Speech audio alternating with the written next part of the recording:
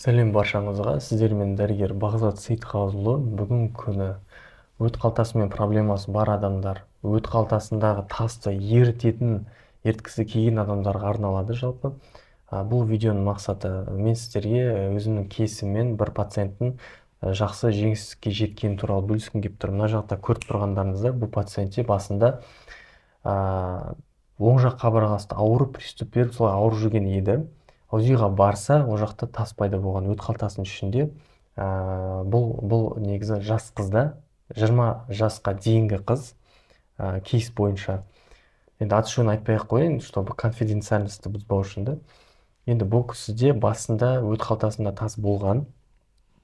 Менің лечениям бойынша, өзімнің методым бойынша, пациенттерді емдейміз ғой, сол бойынша 2-3 ай шамасында, ол қыз бізде бір ай негізі лечение қабылдады. Бірінші этап лечениеден ғана өтті. Соның салдарынан уже екінші этапта біз анализға жібердік. УЗИ-дан қарасақ, уже тас жоқ.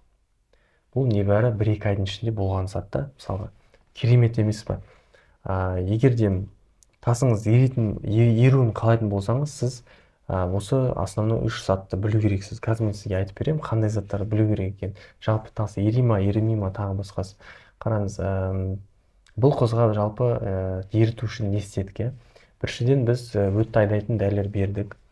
Екіншіден біз воспаленияны снимать еттік. Воспаленияны басатын, то есть қабыну процесті баспайтын болса, ол приступ беру мүмкін да, өт қалтасы, түсінесіз ба? Сол себепті.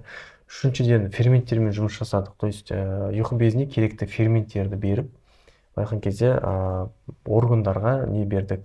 Энергия бердік та, дәрілермен да. Содан кейін кішкене қуат ретінде витаминдер бердік.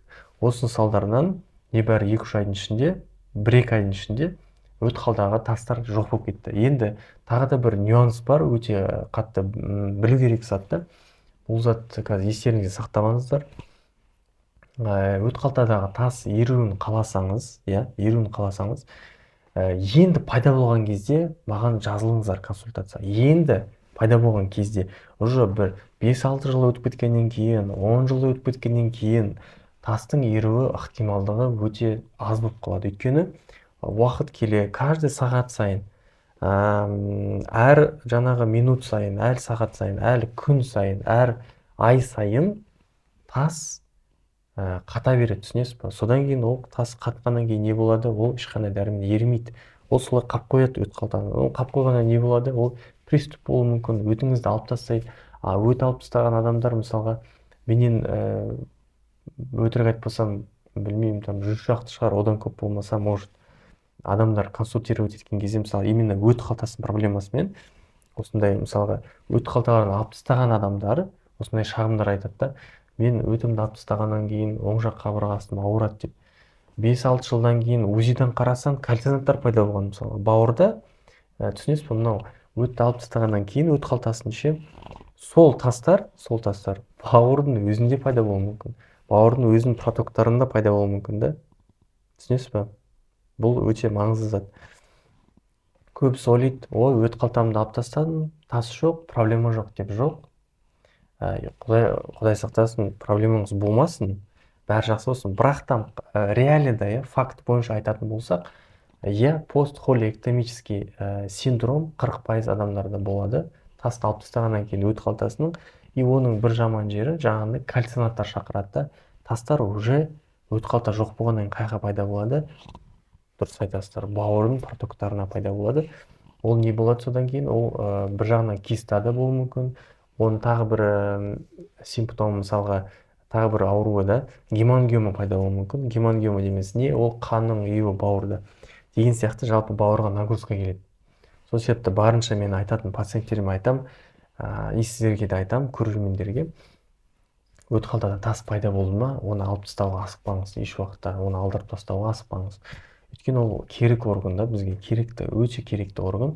Витаминдер сіңбей қалғаннан кейін не болады? Өт қалтасы жоқ болғаннан кейін витамин сіңу, тамақтан алып жатқан витаминдердің сіңуі түсіп кетеді. Ол түсіп кеткеннен кейін не болады? Шаш түседі, тырнақ слабы болады, витаминдер жақсы сіңбейді, түсінесіз ба, деген сияқты проблемалар басталады.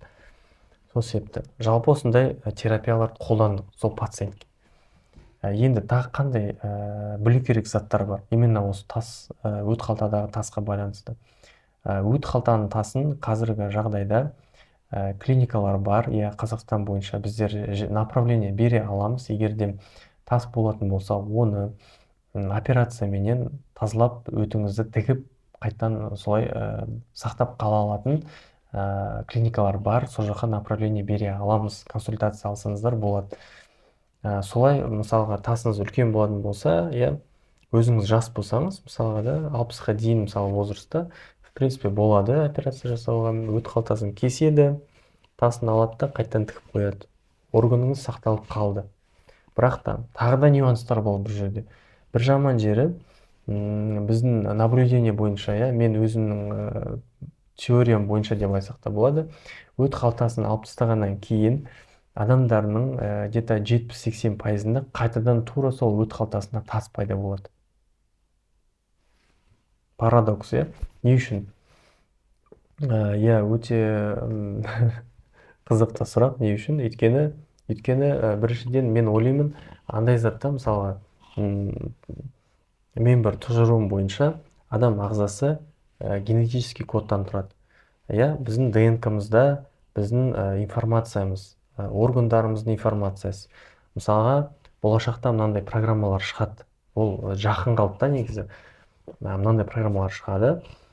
Адам баласының қан арқылы уже сіз қанша жаста қандай аурумен ауыратыныңызды көре алатын программа шығады деп ойлаймын мен. Өйткені уже геномның расшифровка кетіп жатыр да адамдардың. Мысалға, сіз 35 жасыңызда мына ауру шығады, мысалға пиелонефрит шығады, содан кейін программаңызда сіздің генетический кодыңызда жазылып тұрады, мысалға 60 жасыңызда туберкулез деген сияқты, құдай сақтасын, вообще деген ғой. Сосын аурулар жалпы ДНК-да жазылып тұрады да, содан кейін не болады? Программа арқылы көре аласыздар алдын ала. Бірақ ондай қазір жоқ қой. Сол себепті тасы, мысалға, тас бар, өт қалтада тас бар, оны алып тастайды адамдар, бірақ генетический кодта тас жазылып тұрады да, сол қайтадан тас, былай айтқан кезде, уақыт өте келе алып тастағаннан кейін де қайттан сол не береді, информация береді, қайттан не болады, тас жиналады өт қалтаға қайтадан.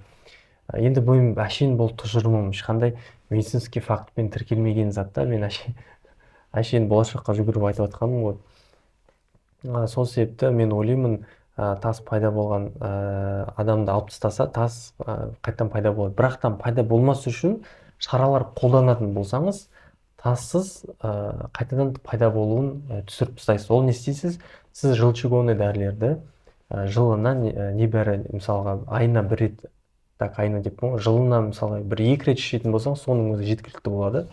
Өт қалтаңызды айтқан кезде ухаживать етіп, қауған қарап, көңіл бөліп, дәрілерін ішіп, регулярно дұрыс тамақтанып жүретін болсаңыз, онда ешқандай проблема болады деп ойламаймын. Сол себепті осы затты ұстану керек. Жалпы осы айтқым келгені, егерден толығырақ осы өт қалтасының шарттары туралы айтқам, жалпы өт қалтасының тасын еру үшін 5 шарты бар. Осы 5 шарты орындалатын болса, ол тас ериді. Осы туралы мен видео жасағанмын, соны көріп шықсаңдар болады. Келесі видеода ссылкасын төбеге шығарып қоямын, қарап шығыңыздар. Жалпы айтқым келген осы. Егер видео ұнаған болса, каналға тіркеліп, лайк, комментарий жазып кетіңіз. Өйткені менің каналымда қазір өте қатты просмотрлар құлап жатыр да, өйткені мен видеоны аз жасайтын болдым қазір бір жағдайларға байланысты. Енді менен жеке консультация алғыңыз келсе болады, мына номерға хабарлассаңыз болады. Бізге WhatsApp-қа жазыңыздар, звондамаңыздар, желательно жазсаңыздар.